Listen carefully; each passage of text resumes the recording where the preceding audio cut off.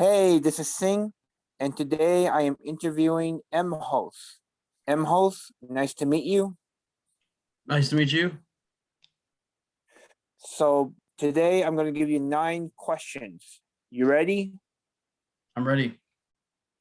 Okay. Uh, Question 1. When did you first start becoming a card game tuber? So I uploaded my first YouTube video July of 2020, which was the Toon Chaos Blister opening, where we pulled some fire. But that was my very first upload to YouTube was in July of 2020. Okay. So you started at July 2020 then, right?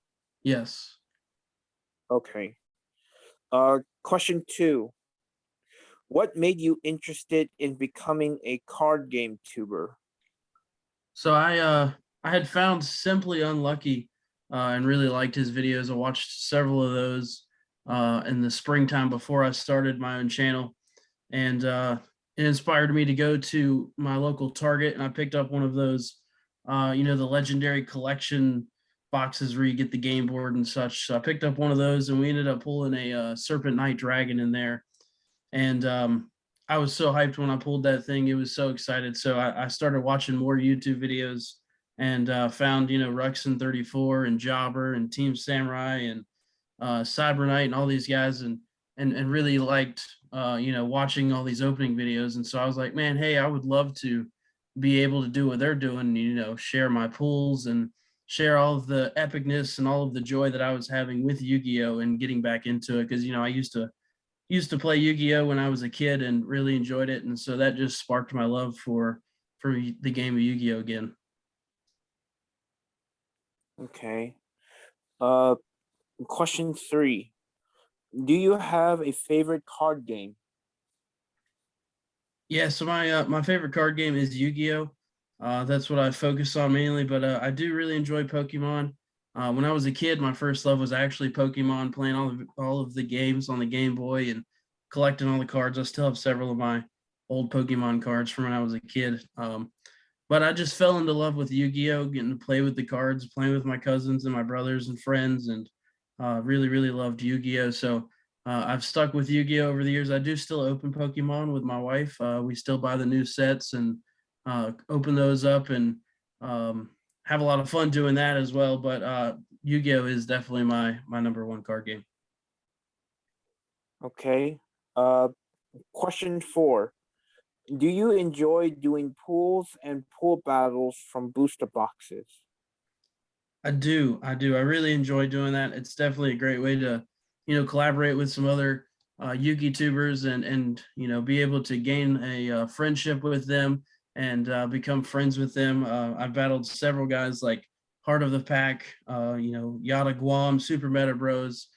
We actually just battled Super Meta Bros and beat them by pulling the Dark Magician out of Battle of Chaos. So that was a lot of fun. So but no, I do. I really enjoy doing booster box battles with a lot of people. Like I said, you get to meet all kinds of people and really build friendships. And it seems like the viewers really enjoy those as well, watching people get sent to the shadow realm and everything. So it's definitely a lot of fun. Okay. Question 5. Do you play digital card games such as Duel Links, Master Duel, or other games such as Pokemon and Magic? I do. I actually play. I've started playing Master Duel on my Switch. I'd like to eventually start, doing some live recordings and stuff, playing Master Duel and everything. But I also play on EDO Pro. I also play on Dueling Nexus and do some deck testing and playing around to practice and such like that. And then also again, as a kid, I was a big fan of Pokemon games, and so I do continue to play those as well. So really hyped to continue to play. I still haven't gotten Arceus yet. That came out not long ago. I haven't gotten that yet, but I do need to pick that up and try that game out. So I do that. Okay. Question 6. When you sell Yu-Gi-Oh booster boxes, packs, individual cards, and archetypes, do you follow the TCG player or other resources? So when I sell, I mainly sell on eBay. Um, and I do start to look on selling on TCG Player here very soon. But I'm currently not on TCG Player. I do purchase from there and such, but I currently sell on eBay and I sell on my Instagram page. So that's really the only places that I sell is eBay and Instagram. Okay. Um, Question 7. Looking at what is happening right now, do you feel like the card games are going to be complicated, where it will be hard to buy cards from card games? I think it'll be older or harder to get older sets, as far as like the Lost Millennium and LOB and all that kind of stuff. I feel like that'll be harder to find, obviously, just because of age and everything. But I still think that the newer sets will be pretty easy to get. As far as like now, most of the times you can go to your Walmart. There was a big boom where you couldn't get Yu-Gi-Oh cards and Pokemon cards and such at your local stores, but they have gotten better with production. They've some of the I guess the hype from Logan Paul and all of that stuff with Pokemon had bled into Yu-Gi-Oh a little bit, but as far as like some scalpers and stuff, I feel like some of that is starting to slow down, not as be as hype as it was. So I feel like the newer sets are definitely going to be able to be easier to get a hold of. Um, but the older sets are definitely going to be really tough to get a hold of here eventually. Now you can get stuff like, for example, a Battle of Chaos right here in 10 years. That's going to be a little more difficult to get a hold of. But the stuff within the past year or two, you still should be able to get it. For example, Toon Chaos. You can find that on eBay. You can find the cards on TCG Player. But if you go to search for something like 5Ds, right, it's harder to find that kind of stuff. So yeah, so I think older sets will be tough, but newer sets should be pretty easy to get. Okay. Question 8. What is the difference between card shops and individuals who sell both Yu-Gi-Oh products and individual cards? Are they both using TCG Player or something else? Are you talking about as far as like their pricing wise? Is that what you're saying? Yes. Okay, yeah. So I think that most of them do use TCG Player as their main source of pricing. In my personal opinion, I know like my local card shop. Anytime I go in there and I try to buy a single or something like that, they always price it from TCG Player. And I also work with another company on Instagram as well, the Bearded Dragon, and I know that they do TCG Player as well. So I feel like as far as the biggest difference, I don't think that there's that much of a difference between online selling and local selling. I think the biggest difference is for online you can certainly definitely reach more people by as far as using Instagram, using eBay if you want, Facebook and all of that stuff, to where the local card shops might not have as much. They just have the walk-in stuff. But to me, I think that they're pretty similar, and I think both of them would use TCG as their main pricing source. Okay. Question 9. Will there be any way to change the card games, like the rules and format of the game? I think that there would be. Um, I think that the rules could definitely change sometime in the future.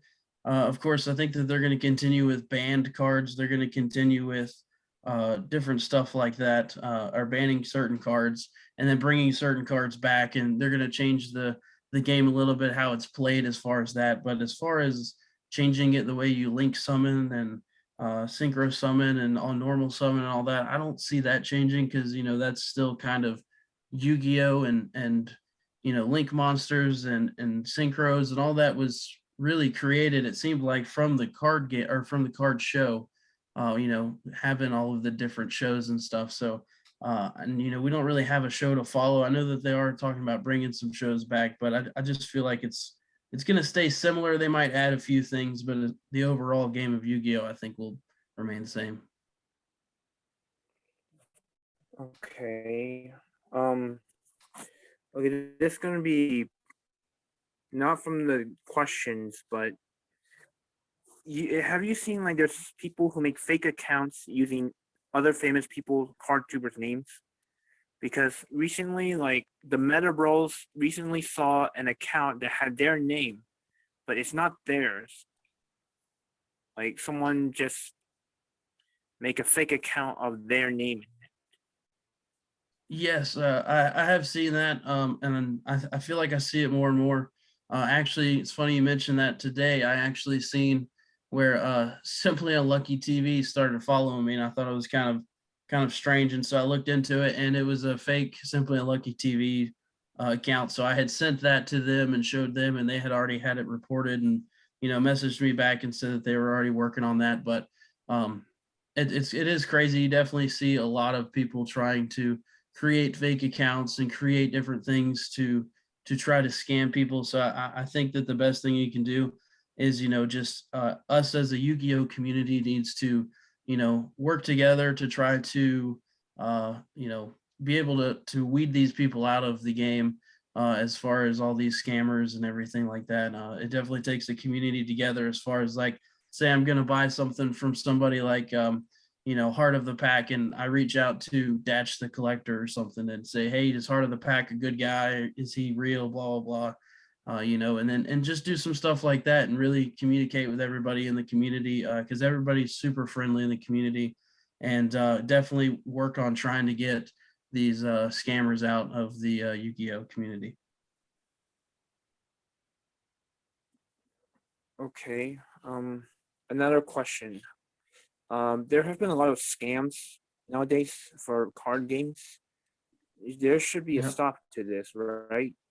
Yes, I agree. And like I said, the same thing I was saying again too is, we really need to get these Yu-Gi-Oh scammers out of this Yu-Gi-Oh community, and it's tough to do. Everybody has it. Pokemon has it.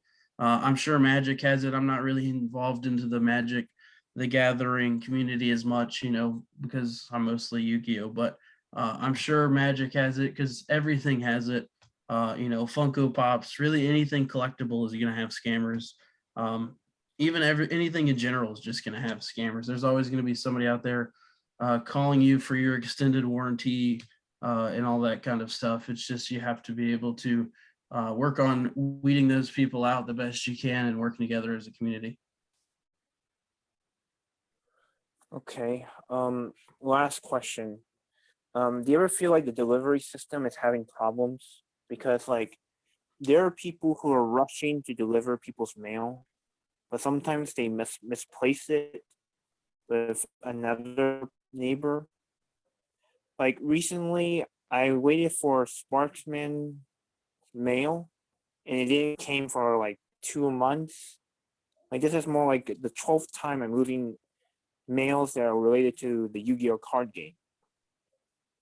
Yeah, I definitely can see that. I think that the U.S. Post Office really does.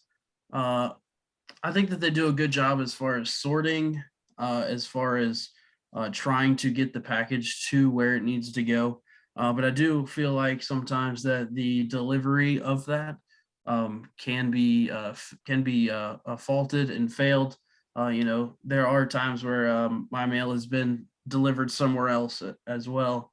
Um, but I do think that the U.S. Post Office does the best that they can with the amount of packages that they have. Right, they have so many packages every single day, constantly that are going through there, and especially with the, most of the time, card people they sell, and then they ship it in the envelopes, and so sometimes those things can get messed up in the machines, and they can get damaged in the machines, and then also just human error. Right, I mean somebody mistakes a six as a five just because somebody has bad handwriting and gets a six and a five mixed up and they deliver it to the wrong address. So I could definitely see how some of that can happen from human error. But I think that they do have a pretty good business as far as UPS and FedEx and all of that, just with the quantities and the amount of stuff that they ship every day on a constant basis. So error will happen just because of the amount they are shipping. But I do think that they could improve on areas on where that they do deliver, and being able to make sure that they do pay attention more to when they are delivering stuff to people's homes and everything. But overall, I still think that they do have a um, pretty good process for their shipping with the amount of stuff that they have to deal with. Okay. Um. Okay. So that's all the questions I have asked you. Is there anything you want to say to your viewers? Yeah, I just want to say thanks for having me in the community. Really appreciate it, and thanks for letting me share with you guys weekly as much as I can on my YouTube. I really appreciate it. I really enjoy sharing my openings and sharing my pulls, and of course doing giveaways and giving back to everybody that supports me. Definitely really appreciate it, and be sure to go and like my videos and hit the subscribe button, guys, because we're on our way to 300. We're almost there. And so I really appreciate everybody that supports me, and thank you for letting me into the Yu-Gi-Oh community. Quick question. Do you do sales on eBay, right? Yes, I do sales on eBay, and I also sell on Instagram. So Okay, yeah. so hey viewers, if you heard that, message him on Instagram on what cards and archetypes are you that you're looking for. He will give you a good deal, right? Yes. I normally am lower than the lowest TCG value is what I try to do. The best I can is the lower of the TCG value. Okay.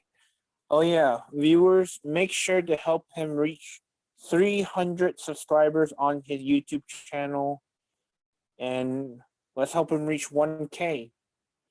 So he needs 10 more subscribers on his YouTube channel. Uh, let's say help him reach 600 followers and 1,000 followers on his Instagram. Make sure to watch his videos. Have good content doing both Pokemon and Yu-Gi-Oh. Um, if you're looking for some cards, just message him on Instagram. Is that all?